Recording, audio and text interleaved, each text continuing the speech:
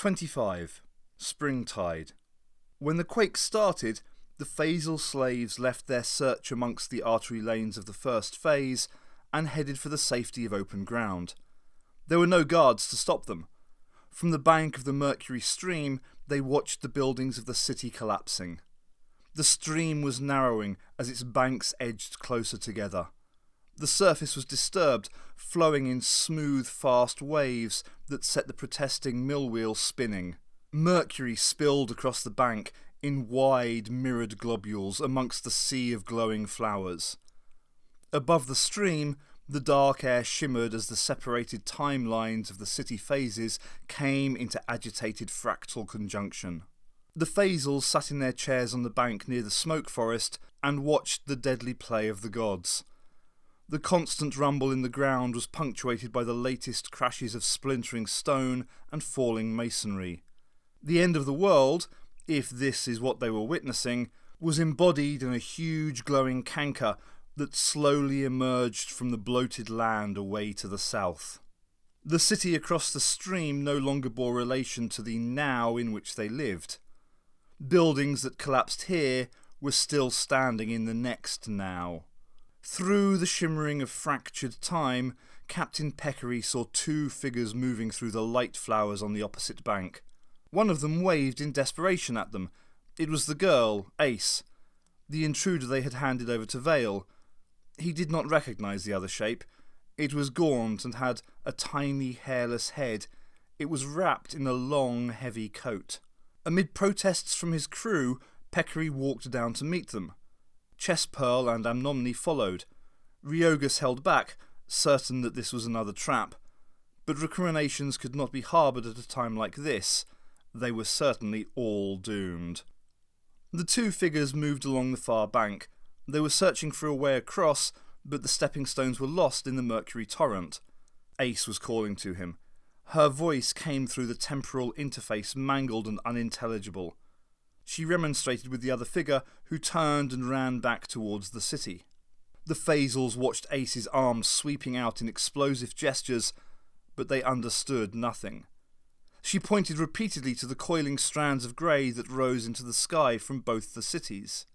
Finally, the other figure appeared, dragging a roll of heavy material that he had fetched from the buildings nearby. Ace ran to help him. Peccary felt his arm gently taken. "Quenisander Olyesti," said Amnoni. "You know who that is, don't you?" He gazed through the shimmering air as the bizarre companions came down to the opposite edge of the stream. With a sudden, nauseous chill, Peccary finally recognised himself. A phantom from the farthest future, beyond slavery and beyond guard duty. Fascinated by what he scarcely dared meet, Peccary went to face them across the flow. They were partly unrolling the package across the ground. It was a length of carpet. They weighted down one end with a pile of rocks, and then the gaunt figure lifted the bulk of the roll up high. With a strength that only a guard could have shown, he threw it across the stream. The phasals caught the unravelling missile and weighted their end down. The length of dark red carpet was patterned with intertwining lines and knots of colour.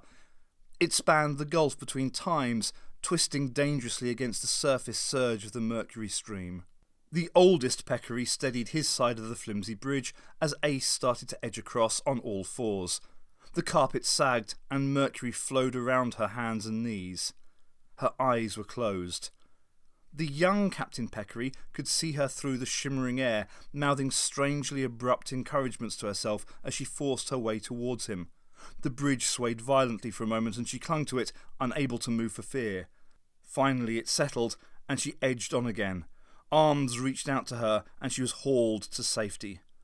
"Hold it tight for Peccary," was all she said, and she crouched on the carpet herself. The older Peccary had piled more rocks onto his end of the bridge. He set out slowly, inching across the torrent on the swaying length, his coat trailing in the stream. Suddenly the ground juddered with a tremor. The pile of rocks on the far bank collapsed, and the carpet slewed into the stream. The old man clung tight as Mercury surged around him. Ace yelled, and the phasals began to haul at the carpet. Slowly it came in, dragging the older Peccary with it. They pulled him out of the stream, and he stood gasping before them. The younger peccary stared at the parody of himself, the face scarred, one-eyed and cadaverous, the body covered with monstrous growths, the heavy coat beaded with tiny globules of silver. The look was returned with a fusion of determination and despair. "I'm just a possibility, that is all," said the old man. He studied each of the phasals in turn, but his look returned finally to his younger self. "I may not live long." The younger lifted his hand to his own face. "What happened to my eye?" he said. "Time changes," replied his elder. "The flow of events that created me may not now occur." "Will we ever be free of this place?" The old man glanced towards the next city across the stream. "The structures of the future sustain even when their past is shattered, but lives can be altered." "Why are you staring at me?" blustered Ryogus. "Go back to the future where you belong." He pointed at Ace. "And take her with you." "Ryogus Talim," the old peccary replied, "do not provoke the future when you know nothing of what it holds. There are many ways of escape, but Ace and the Doctor are the only source of hope." Young peccary turned to Ace. "Can you prove that?" Her eyes darted up to her companion for guidance. "I could prove it, but the Doctor would do it better." "How do we know that?" complained Ryogus. "It's their fault we're trapped here." Chess-Pearl pulled him back. "Why have you come alone?" she asked. "If you come from the future, where are the others?" said Amnoni. "I am just a possibility," began the old captain. His younger self nodded. "Is it because ultimately we have no future at all?" he said. "Why don't you listen?" exploded Ace. "It affects me too. We can still have a future if we do something now." There was a deep boom that echoed shuddering through the ground and air, trapped in the confines of the shrinking sphere. Waves of mercury spilled from the stream as the banks edged closer together. The phasals stared up across the rising city. It was wreathed in a smog of dust and smoke caused by the devastation. From the South Pole, which stood at a rough right angle to their position, an immense mottled moon had torn itself free of the world, a vast orb of glutinous light that rose slowly out above the cratered wound of its birth. "It's an omen of death!" shouted Ryogus. "Ryogus," said Chess-Pearl, "shut up!" The young captain turned to Ace. "What does it mean?" he despaired. "I don't know." "Then just give us one sign of hope," he said. "Just one." "Here we go again," she muttered. "You've forgotten where you came from, right?" "The gods brought us to this place." Yeah. I told you all this once already. In your future. The Doctor will probably kill me if he finds out, but you have to know." She paused, apparently unsure of what to say. "Tell them, Ace," said the old man quietly.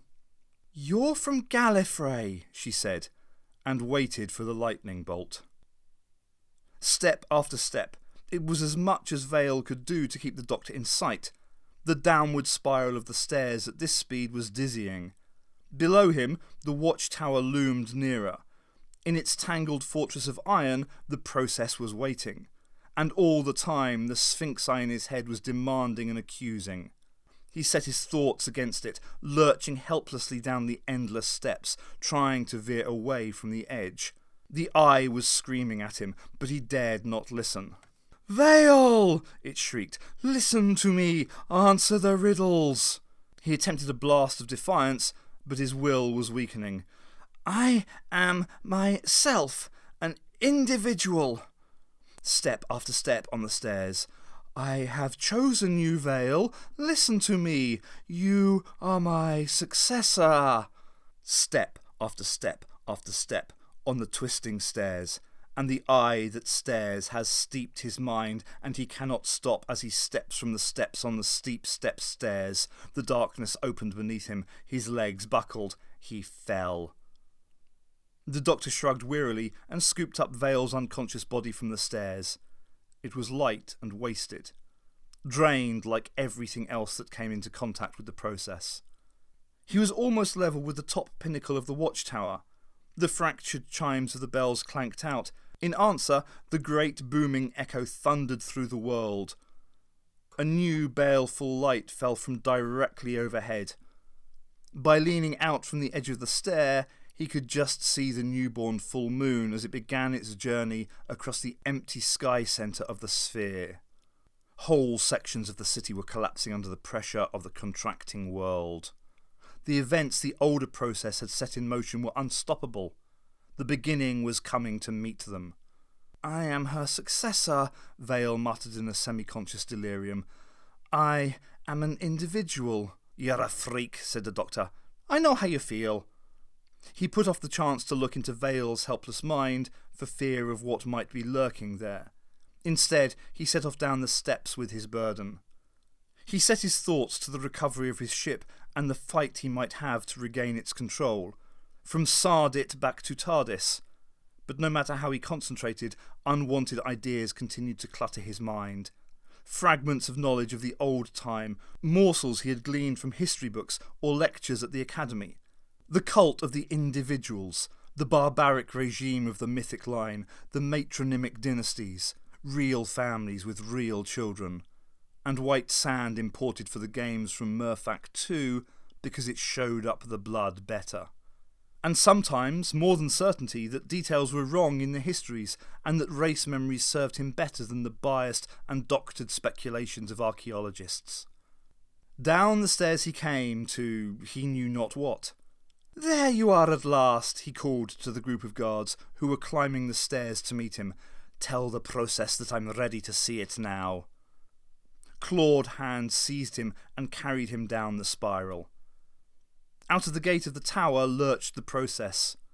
"You took your time," called the doctor, aware even before he started that his sarcasm would be wasted. He caught the rotting stench that came off the brute as it cartwheeled closer. "Wilby, you are trapped. The future, where is it?" "Coming soon," said the doctor. "In the meanwhile, you're in trouble." The process lifted its head to stare at the new moon's slow descent from the southern zenith. The arrowhead frame of stairways rising from around the tower marked out its direct collision course with them.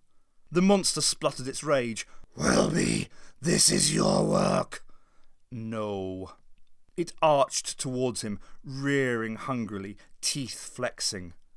The guard's claws were biting into his arms, and Vale was becoming a dead weight. "All that information you gorged yourself on," he snapped. "What a criminal waste! If you kill me, you'll never find out what's happening before the future arrives." "I will know." There was a grated clank of metal as the whole tower that loomed above them shuddered in the latest tremor. "You see," affirmed the doctor, "it's all collapsing in on itself. Soon it won't be your miserable world at all." The process swept its head up in a wide arc to survey the parlous state of its universe. "More guards!" it croaked to its beetle-headed minions. "Recruit the other phasals." The doctor decided to laugh mockingly. "Your world's a complete shambles, process, but not for much longer. Soon it'll be back with its rightful owner." "This will be. He has nothing to say," remarked the process. "Bring him in." The unconscious body of Vale was snatched out of the doctor's arms. For a moment he thought he recognised the guard that lifted him bodily off the ground. It hefted him clumsily over its shoulder. As it carried him in through the tower's gate, he cursed himself for behaving no better than so many of the villains and maniacs it had been his lot to overthrow. Gloating was always their downfall.